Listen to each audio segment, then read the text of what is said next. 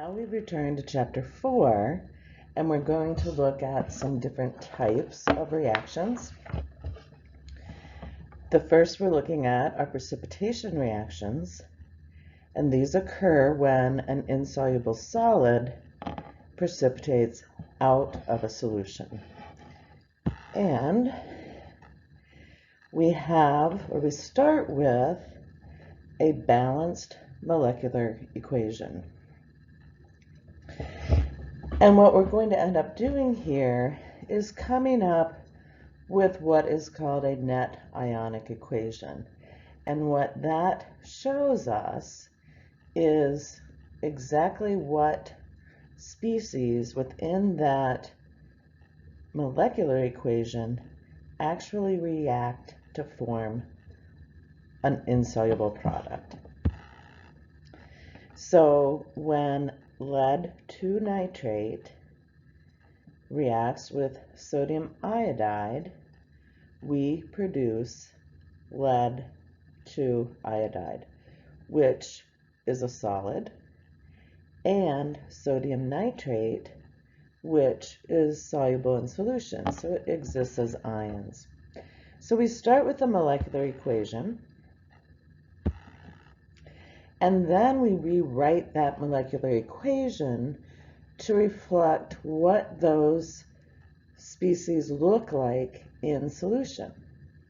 So both lead 2 nitrate and sodium iodide are soluble compounds. So they completely dissociate in aqueous solution and exist as ions, as is reflected here. Typically, we would see aqueous as a subscript for each of these ionic species. However, you'll notice on the right side of the equation now, we only have one molecular equation or ionic equation, PbI2, and it is a solid. So those lead and iodide ions are no longer soluble in water, but the sodium nitrate is. So these ions are reflected as they exist in that solution. So you'll also notice now that we have sodium ions and nitrate ions on both sides of this equation. These are what we call, this is the ionic equation, but these, when we see the same type of ion in the same number on both sides of the equation, we're going to cancel them, and we call them spectator ions. So sodium and nitrate don't play any role in this reaction. They're just hanging out, floating around in that aqueous solution. So those spectator ions are canceled, and that leaves us with the net ionic equation, which shows the reaction of the lead 2 ions with the iodide ions to form our insoluble product. So that is our net ionic equation. It's a way of simplifying and showing exactly what is happening in that reaction. So sodium and nitrate are spectator ions. And this is just a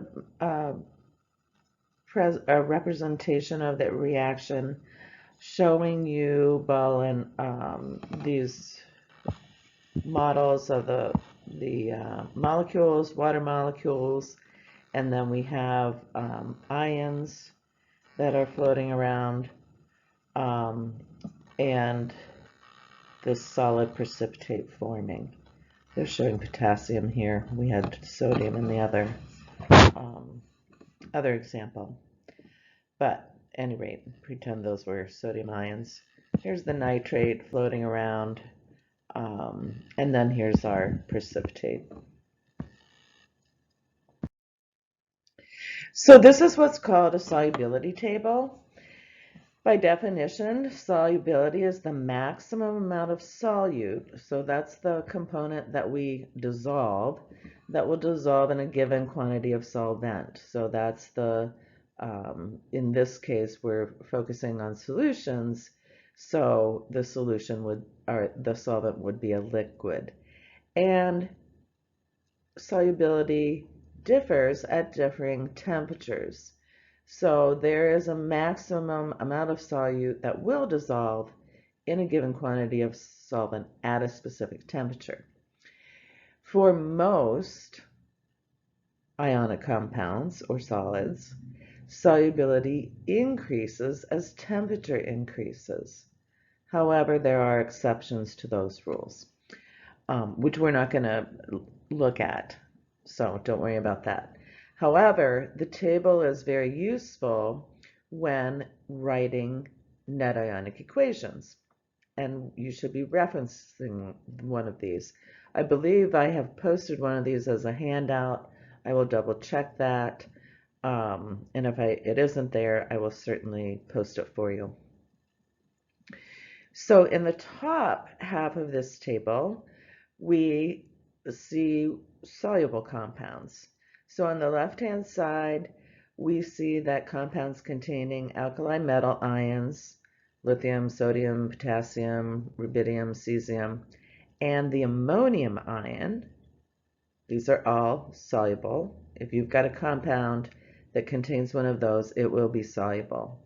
Also, compounds that contain nitrates, bicarbonates, and chlorates will be soluble, no question.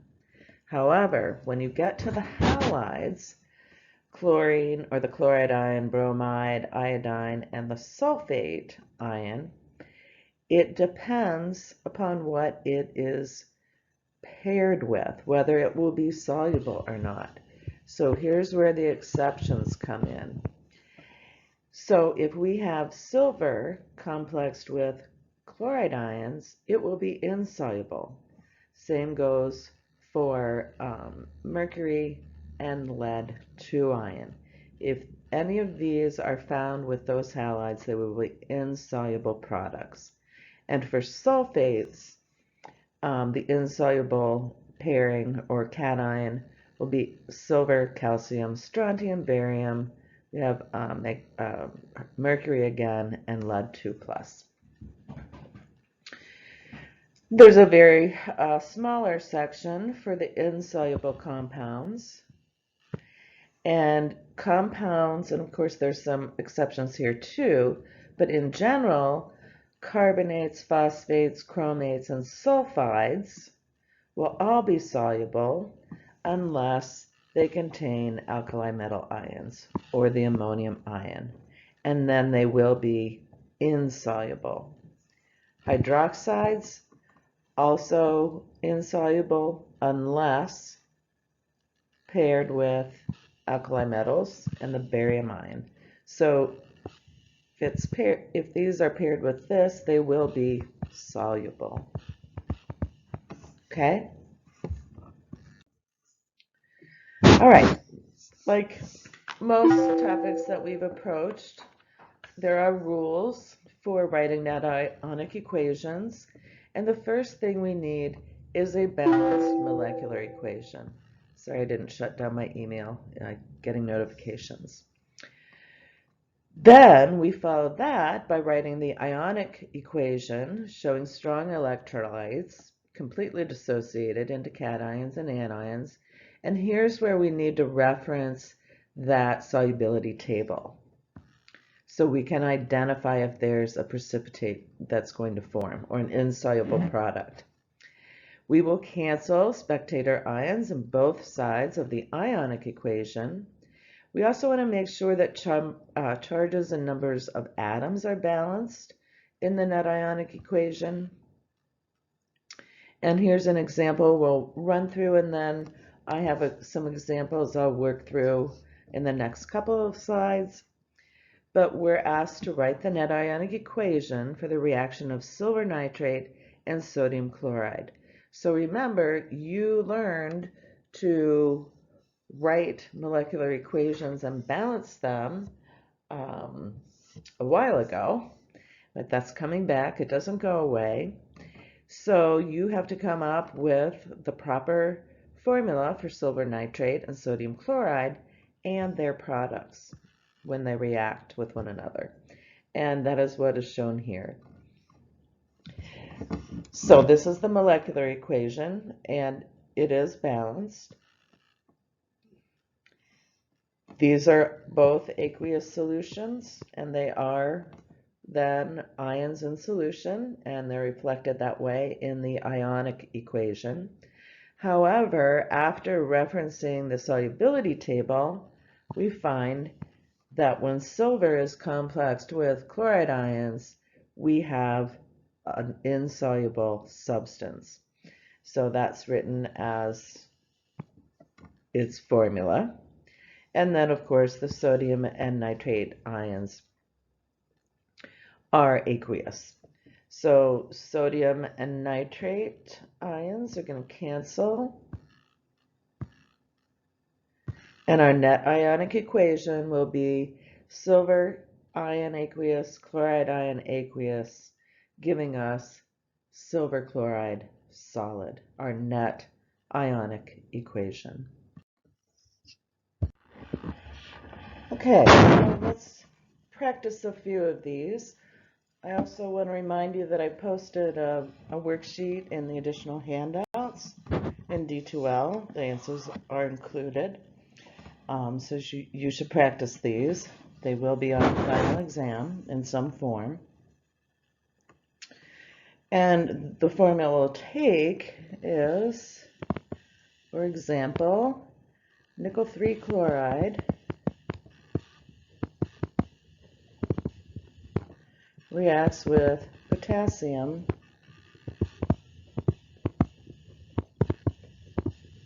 phosphate.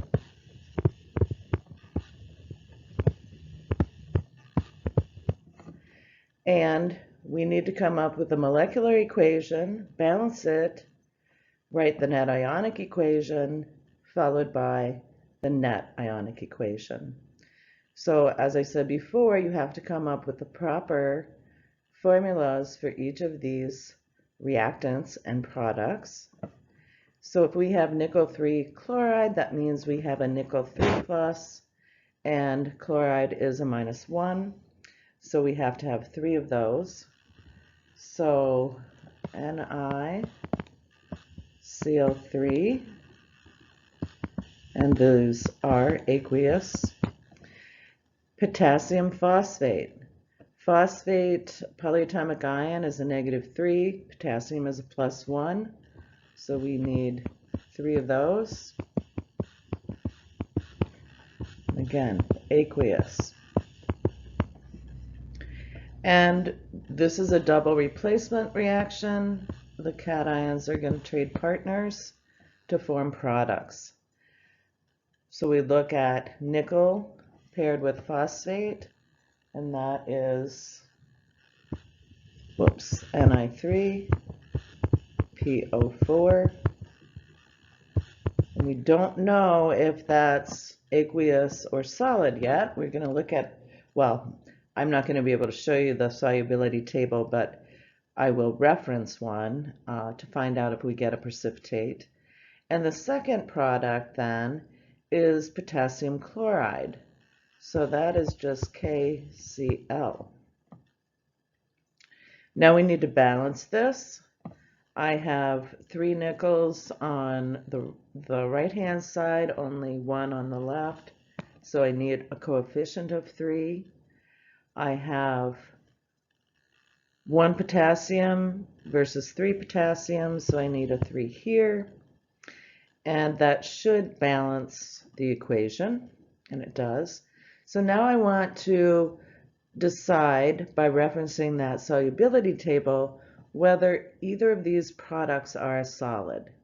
And I find that nickel phosphate is, this is aqueous or soluble.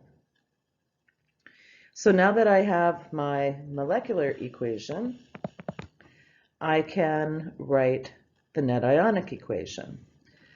And I need to include the number of each ion present keep it balanced. This is chloride, sorry.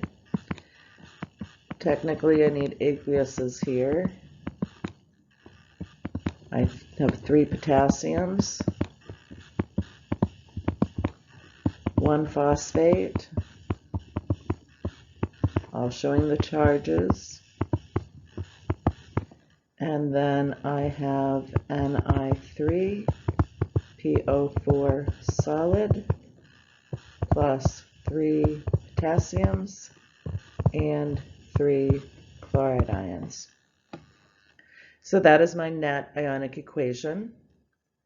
And I have 3 potassiums on both sides of the equation and 3 chloride ions on both sides. So those are the spectator ions, and they cancel. So this was the ionic equation, and my net ionic equation then is 3Ni plus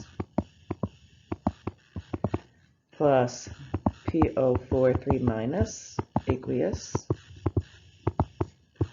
giving me my precipitate Ni3 PO4 solid.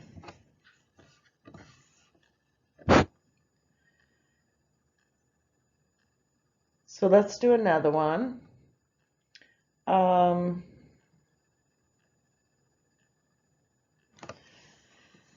Let's look at this one.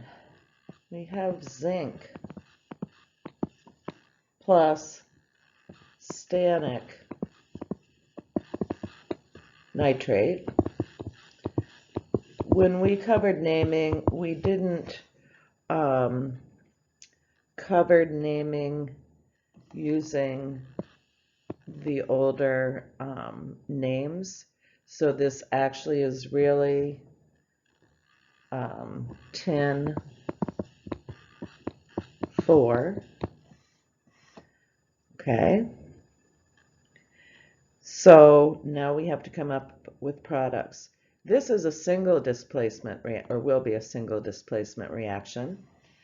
Zinc, and this is solid. Should have said this was solid. Plus, if our tin is a 4 plus, that means we need 4 nitrates, because that's a 4 minus, a 1 minus for each of them. We need 4 plus to have 0 charge overall. And then our product, single displacement, is going to be zinc. And what's the charge on zinc? It's a 2 plus. So we need 2 nitrates, and we get Sn. And this will be a solid. This is aqueous. So, is this balanced? We have, let's see, 1 zinc, 1 zinc, 1 tin, 1 tin, but we have 4 nitrates here and only 2 here. So we need a coefficient of 2 in front of the zinc nitrate, which means we need also a coefficient of 2 in front of the zinc solid. So now we can write our ionic equation. We have 2 zinc solid plus Sn 4 plus 4 nitrates, and those are all other than this, these are aqueous, obviously. And we have 2 zinc 2 plus 4 nitrates plus Sn solid. So in this case, we only have one spectator ion, and that is the nitrate ion, which I just canceled. And so our net ionic equation is 2 zinc solid plus SN 4 plus aqueous, giving us 2 zinc 2 plus plus SN solid. And maybe I shouldn't have squished that first one together so much. I don't want to try to get another example on this page, so we'll move to a new screen.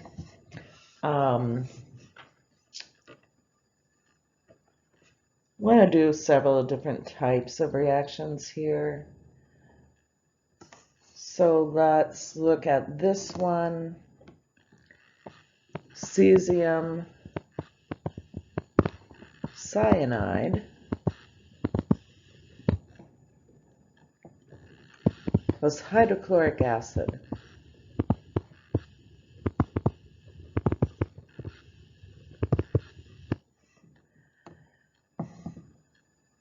And I forgot to mention on that last example that tin would be insoluble. I think I forgot to say that. And not all of the equations you may be presented with to write net ionic equations necessarily form a precipitate, but that's why we reference that solubility table. So cesium cyanide is a -1, so is cesium. So cesium is a +1. So we have cesium, Cn. Cyanide's a polyatomic ion that I didn't ask you to know. I wouldn't ask you to use that on an exam, but I have it in this example. So these are the formulas for those two reactants. And this is double displacement, hydrogen. So the cations are going to trade places. So we get HCN plus cesium chloride. Okay. And referencing the solubility table, I find there is no precipitate formed here. So both aqueous. Are these were aqueous as well. The equation is balanced as is, so I don't have to do anything further. Now I can write my ionic equation. So I have cesium plus cyanide minus plus H plus. HCl is a strong acid, so it's completely ionized in aqueous solutions. And this is a weak acid.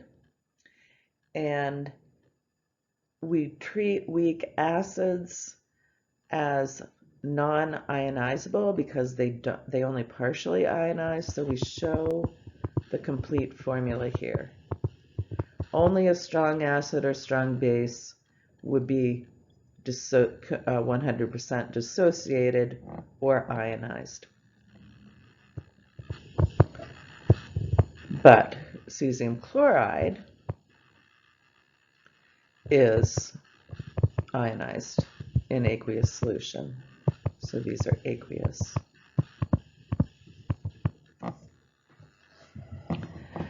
So what are our spectator ions? Cesium and chloride. You can cancel those. Net ionic equation, H plus aqueous plus cyanide ion aqueous, giving us HCN, again, a weak acid, aqueous.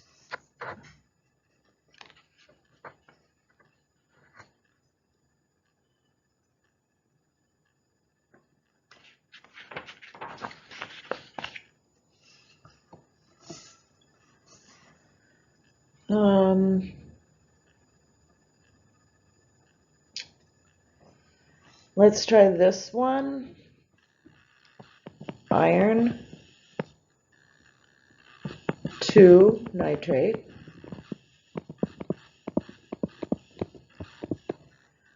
plus sodium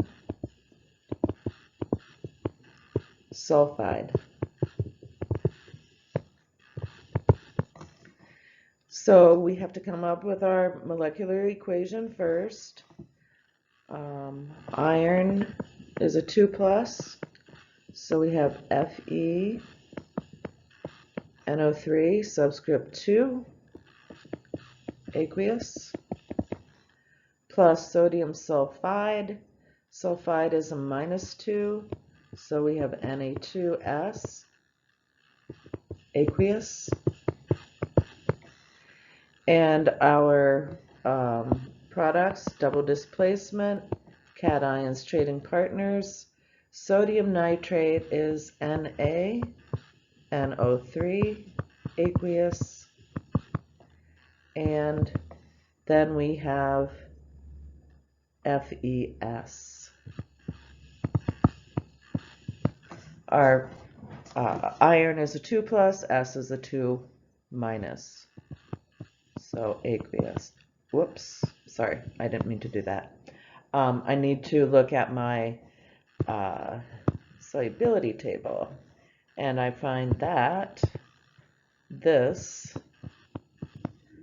is a solid. Is this balanced? No. We have 2 sodiums and only 1 here, so we need a coefficient of 2 here. However, that should balance that equation. Yep. All right, so our ionic equation, Fe2 plus 2, whoops,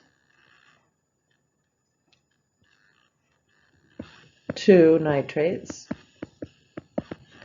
Again, these are aqueous, getting lazy. Oops, sorry. Got more to write here. Plus 2 sodium ions, plus 1 sulfide, and 2 sodiums, whoops, plus 2 nitrates, plus FeS, solid. Sodium and nitrate ions are spectators, so our net ionic equation is Fe2 plus aqueous plus S2 minus aqueous, giving us FeS, solid.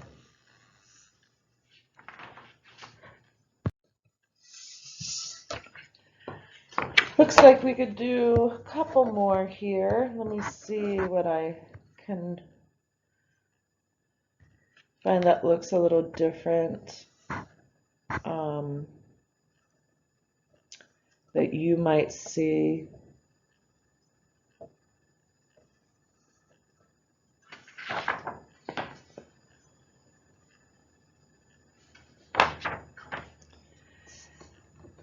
Actually, let's take a look at this one, and then we'll do one more that's similar to the first.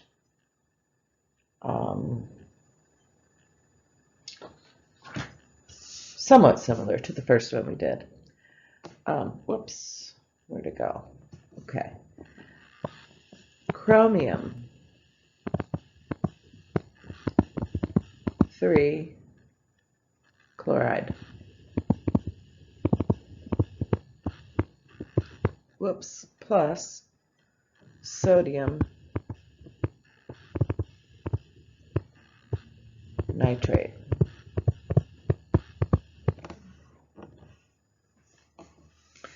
So chromium 3 plus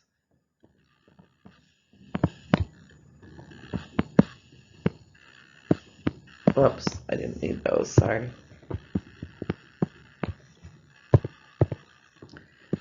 CrCl3 plus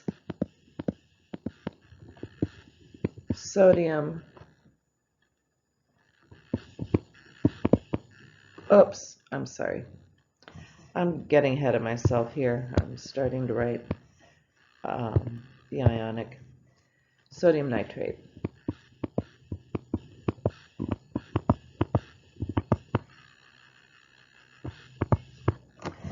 So our products, again, cations are going to trade partners. Our products are going to be chromium 3 nitrate and sodium chloride. We need to balance this. We have 3 chlorides on the reactant side, so we need coefficient of 3 in front of sodium chloride. We have 3 nitrates on the right, 1 on the left. So when I put a coefficient in front of sodium nitrate, that also balances the sodium in the equation. So now we have a balanced equation. And these are all, I've checked my solubility table, they are all aqueous, no precipitate here. So I'm going to write my ionic equation, which is chromium 3 plus 3 chloride ions plus 3 sodium ions plus 3 nitrate ions plus chromium 3 plus 3 nitrates, plus 3 sodiums and 3 chlorides. Sorry. All right. Well, we didn't have a solid or a precipitate forming. So we have aqueous solutions on both sides, no weak acids or weak bases for that matter. And when we look at both sides, I forgot the negative there, we find that all of our ions cancel. And what that means is there is no reaction. So if we haven't formed a solid, or we haven't formed a weak acid or a base, we looked at one where we formed HCN, which is a weak acid, which remains as a molecule predominantly. So it doesn't ionize on the right-hand side of the equation or the product side. So we have no reaction here. All right, one more. Think that we'll do this one.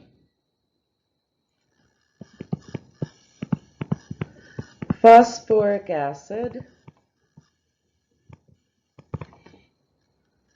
plus cobalt 2 bromide.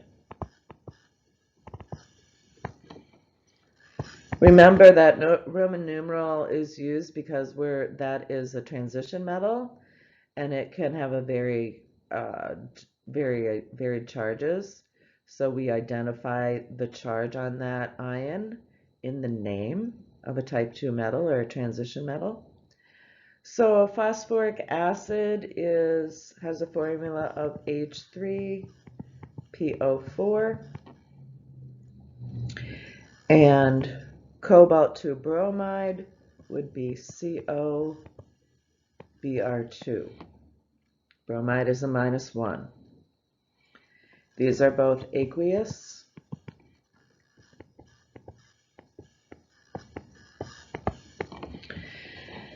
So, excuse me, we're going to, again, change partners with our protons. So we get HBr and we get what? Cobalt. So phosphate is a -3, cobalt's a 2+, so we get cobalt 3 PO4 with a subscript of 2. And consulting my solubility table, I find that this is a solid and this is a strong acid. Excuse me. So, is it balanced? No. We have one bromine or bromide ion here. We've got 2 here. But let's take a look around here. I think I'm going to start with cobalts first. There's 3 cobalts here, so I need a coefficient of 3 here. And let's see, I've got 2 phosphates over here, only 1 here, so I put a coefficient of 2 here. And now I'm going to look at hydrogen bromide or hydrobromic acid. We have 6 hydrogens on the left, and we have what? 6 bromines. So we need a coefficient of 6 here. Okay, so now we can write our ionic equation. H3PO4 is a weak acid, so it stays as a unit, like all weak acids would. However, this is aqueous, so we have 3 cobalts, and that was a 2+, and 2 bromides. HBr is a strong acid, so we have 6 protons and 6 bromide ions. These are aqueous. And then we have our solid product, CO3, PO4, subscript 2, solid. So in this case, we have only one spectator ion again, and that is the bromide ion. Oops, what happened? This should have been a 6, sorry.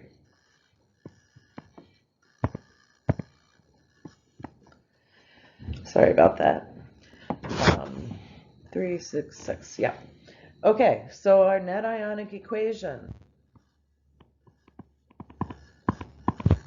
is 2H3PO4 aqueous plus, oh shoot, sorry, 3 cobalts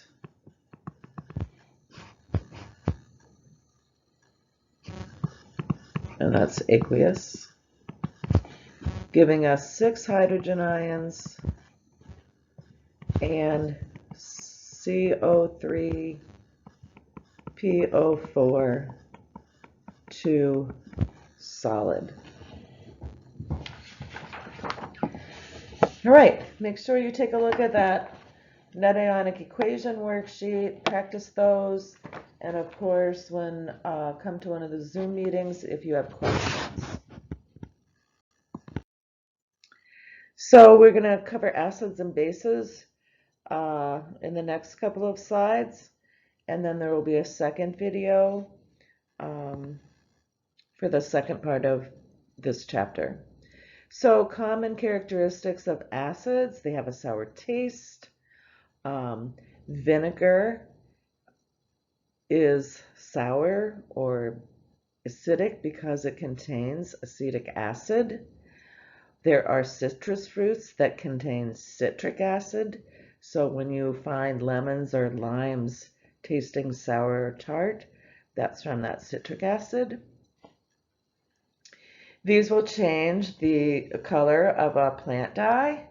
So we use litmus paper, for example, to test solutions to see if they're acidic or basic.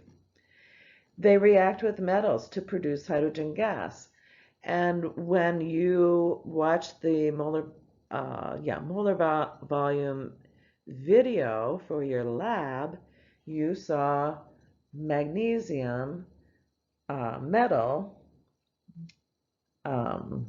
reacting with HCl, a strong acid, to produce that H2 gas that you saw collected. Excuse me. Here's that equation. The acids also react with carbonates and bicarbonates to produce carbon dioxide gas. If you took 1020 at Normandale, then you did a CO2 lab and you reacted HCl with Alka-Seltzer tablets. This is an example of that type of reaction. And aqueous solutions of acids conduct electricity because if they're strong acids, they completely ionize into ions. If they're weak acids, they will conduct, but they are weaker conductors because of the fewer ions in solution. Bases have a bitter taste and they feel slippery. That's why soaps feel slippery, is because they contain bases. They too change the color of plant dyes and can conduct electricity. So if it's a strong base, it's going to contain the hydroxide ion. And examples would be sodium hydroxide, potassium hydroxide, etc., calcium hydroxide. So these are ionic compounds, but they're also bases because of that hydroxide ion. And these would be strong bases if they contain that hydroxide ion. Weak bases contain nitrogen atoms. And like weak acids, they only partially ionize in solution. So they would be weak conductors as compared to something that contains the hydroxide ion. Acids and bases react in what is called a neutralization reaction. So when you react an acid plus a base, you produce salt and water. So that's the general neutralization reaction. Example here is hydrochloric acid and sodium hydroxide. So we have a strong acid and a strong base that react to give a salt and water.